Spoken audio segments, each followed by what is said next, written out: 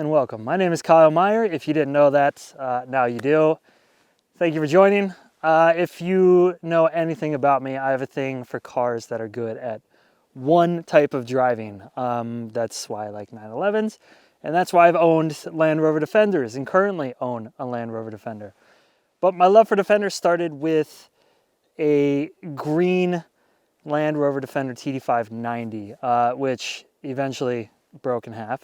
And then again in 2020, I realized I'd made a mistake by getting rid of that Defender, and I bought another Defender, not the new one, but the old one. And unlike most COVID relationships, it is still with me today, and it still works perfectly. But Land Rover recently reached out to us with the idea of shooting this, the brand new 2023 75th edition of the Land Rover Defender. It is the 110, it is long, it is strong, and it is in charge. This car is incredible. Not only is the Defender itself a fantastic platform, but this one just looks beautiful. With the 75th anniversary limited edition, it comes with the Grasmere green. That's the name. It's a little bit reminiscent of the Keswick green in Defenders of old, and I really like it. Now, they come with two different engine configurations here in Europe. That is the P400 hybrid and the D300 diesel engine, which is in this one. I'll talk about that more when we get to driving. But for now, let's take a look at the looks. Let's walk around real quick. You have painted hood, matching grille, and the silver contrasting bumper, and I think that blends together very well. If you can't tell by my love for the Eagles, I have a thing for black, green, and silver combinations. Anyway, the paint continues around the side, green, the Narvik black painted details. Yes, you heard me right, Narvik. We are in Norway, so I thought that was ever so fitting to bring up. The special part about the 75th anniversary Defender is that the paint continues to these 5-spoke 20-inch wheels. And how pretty is that?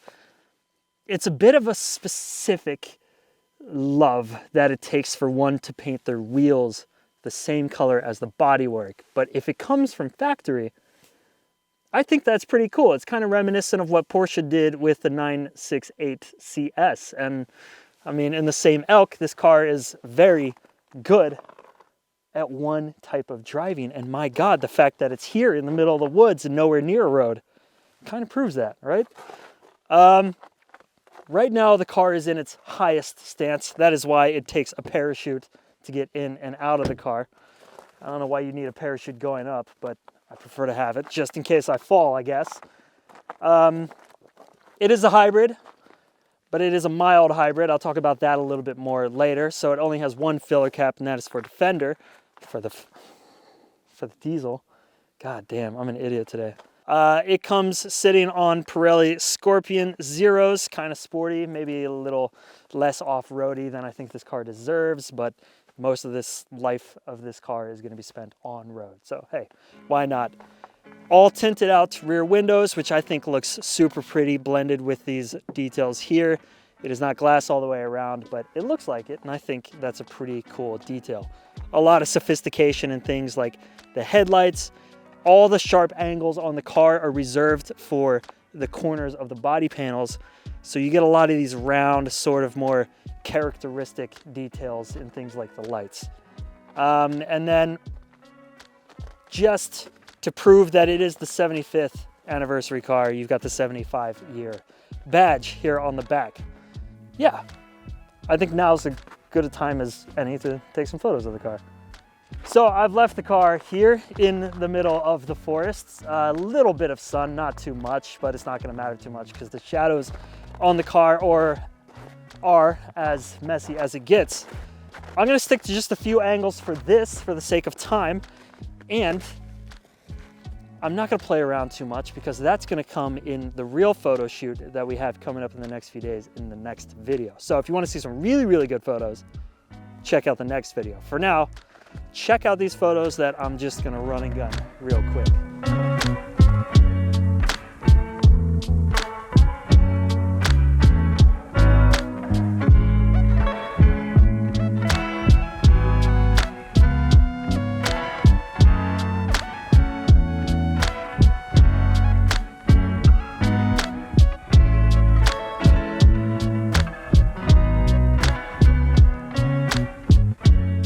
it's time to explore off the road, and it's this easy. You just press the driving mode and you switch it over to the appropriate mode. For us, that's going to be snow or gravel, and if you want to lift it, you press a lift and the car goes into its tallest setting. Super easy.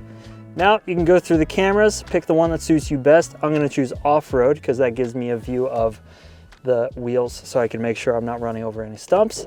You put it in gear and away you go. Now you see it'll lock the gears as it needs to lock because it's not the old school style of four-wheel drive that we're used to. This is a little bit more intelligent. It's going to make some of the decisions with you and help you get the most out of the car. And I really appreciate that as someone who isn't super proficient at driving off-road. I am taking all the help I can get.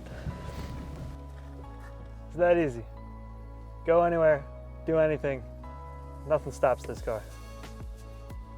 Okay, now comes the question of how comfortable should a Land Rover Defender really be?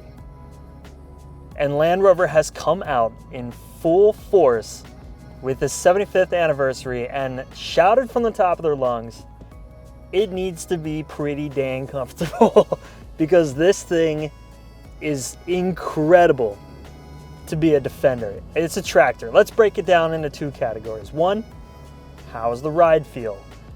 The ride feels great. It is driven by a D3, well, this one in particular is driven by the D300 inline 6 diesel engine, complemented with the MHEV, the mild hybrid technology. Oh my God, that, yeah, I'm talking about how comfortable the car is. I'm getting fucking thrown around on the most broken road in Norway. In Europe, the 75th anniversary Defender comes with the two options for the engine. This one, it has the D300, which is an inline 6-cylinder diesel engine, complemented by a mild hybrid battery. That means it's not plug-in.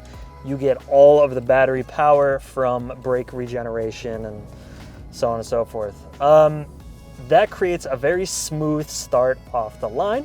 And once you get up to speed, it helps with the fuel economy and makes the car feel a lot smoother. Now, you get the same benefit with the P400 plug-in hybrid engine, but that one has 400 horsepower and is petrol powered. So it's up to you in Europe. In the States, you're stuck with the P400.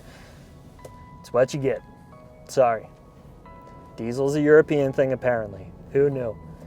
The suspension, incredible.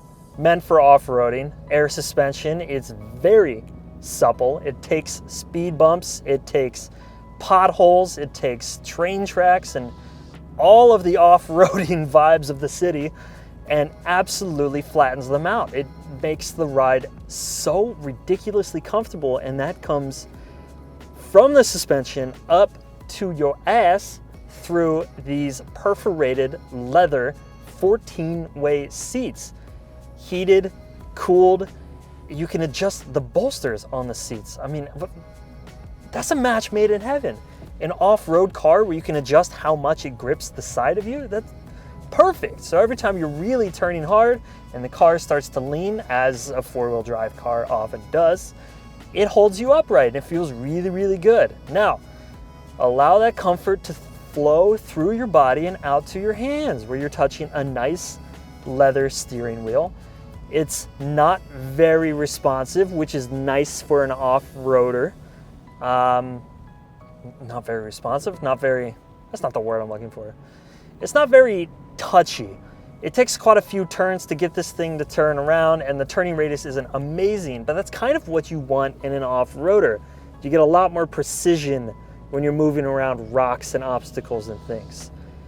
And at speeds, you don't really notice it much unless you're driving in the city and it comes to parking and tight parking spots. Then, whatever. It's a Defender. Take it in stride. Now, my vision is great. Visibility is great.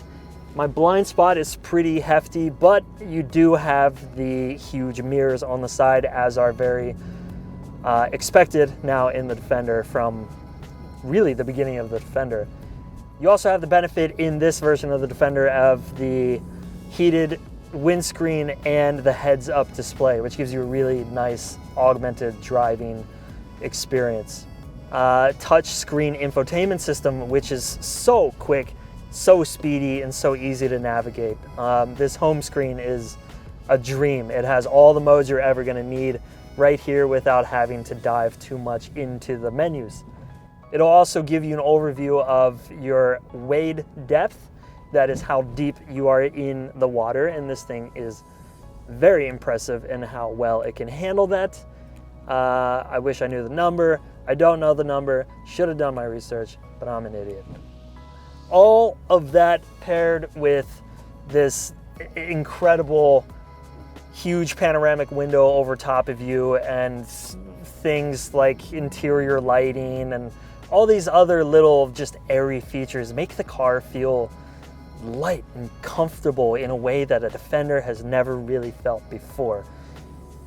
This is a hell of an interior. It is a hell of a driving experience, and Land Rover has made absolutely one hell of a Land Rover Defender. As they should. I don't know if we deserve it, but thank God they gave it to us, because this thing is great.